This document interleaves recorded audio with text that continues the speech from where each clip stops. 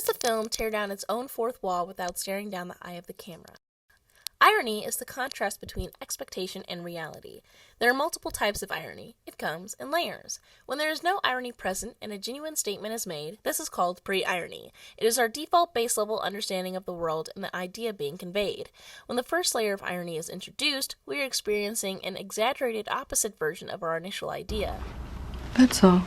In literature, the two most common forms of irony are dramatic irony, where the audience knows a vital piece of information that the characters do not, and situational irony, where the outcome of a situation is the exact opposite of what you reasonably expect to happen. Irony is a literary device, while satire is a genre that uses irony and humor to mock societal expectations and flaws.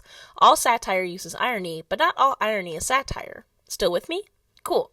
The meta-genre lies within the second layer of irony. When irony returns to its original idea, it is considered post-irony, and meta is when the lines between irony and sincerely making your point is blurred. So, how does this apply to media and cinema? Let's say we're making a film, but we hate the film industry, and that is the main idea of our film. If this were a satire film, it would be clear to the audience using the humor we employ throughout the film that there are things we dislike about the film industry despite presenting it in a positive comedic light. Oh! Yeah! Work hard, play hard. In a metafilm, those jokes are still present, but in a way that just sort of says, hey, this is just how movies are made. How do you feel about that? Rather than forming an absolute opinion on it one way or the other, which, to my original question, is addressing the audience by causing them to think about the media they just watched. I need to face this project head on And God help you if you use voiceover in your work, my friends. God help you. It's flaccid, sloppy writing. Any idiot can write voiceover narration. Metafilms are self-referential, in the sense that they use verbal irony in contrast to our cultural understanding of an ideology or concept to create humor. Very dry, subtle humor, but humor nonetheless. By referencing familiar ideas or recognizable film conventions and then ironically undermining or commenting on them, we've completed the first step in making our meta movie. But what makes a reference a reference? How do we know when to laugh? If I told you to come over, let's chill and do some homework, but you show up and I'm blasting insane clown posse donning full juggalo attire, you'd be pretty confused, right? In our current cultural context, asking you to come over and chill would form a set of expectations going into that interaction, colloquially speaking. But this isn't a presentation of semantics. My point being, this can be applied to cinema too. Genres have expectations. You expect a big kiss at the end of a romance, the hero to overcome and the villain to lose in an action, or your heart to race in a horror. Comedy exists in the sweet spot between how we perceive the world by default and the subversion of this idea. Person A does normal person A thing.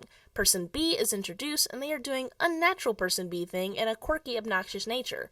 Person A reacts. Situational irony. Funny.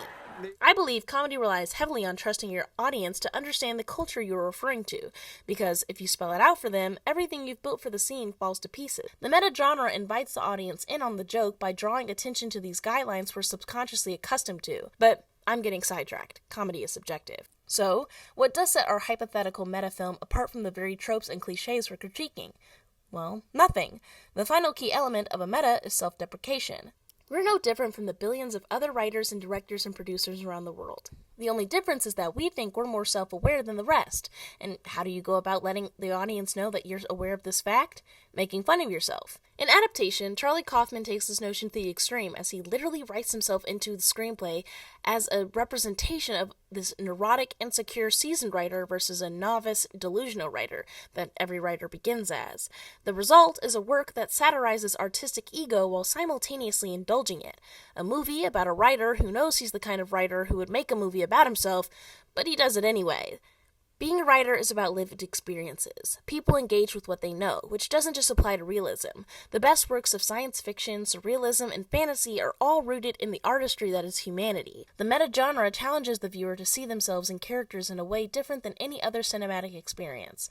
I'm not only relating to the characters on screen, I'm inspired to think about the world beyond me. The meta-genre doesn't destroy immersion, as some may commonly assume. Instead of disappearing into a story, we become conscious participants in it.